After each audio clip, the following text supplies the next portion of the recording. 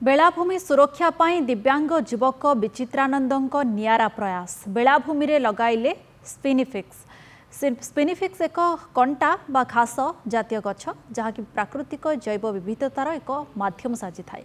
समुद्रर विस्तीर्ण बालुका सजिया उपरे काया विस्तार करिथाए एही गछ। ताहा सहित एही गछ गुड़िक रातिरे पड़ुथिबा शिशिर को जल भावे ग्रहण करिथाए।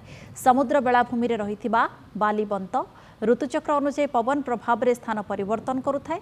निज अंचल को प्राकृतिक विपर्यय समय बालीबंत को सुरक्षा देवाई एभली नियारा पंथा आपणैछन्ति विचित्रानंद। प्रतिदिन विचित्रानंद बेलाभूमि को सुरक्षा देवा सह स्पिनिफिक्स वृक्ष रोपण करते।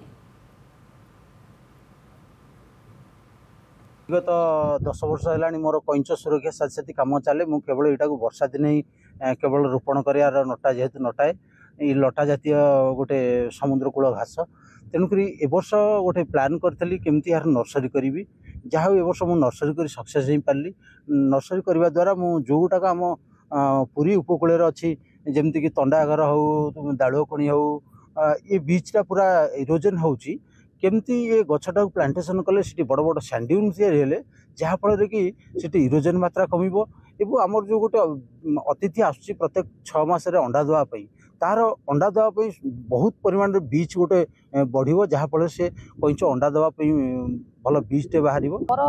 समुद्र 1/2 किलोमीटर आम गुंडलवा गाँव किंतु केमितिया समुद्र लहड़ी आ सुनामी आम देखी पारूँ।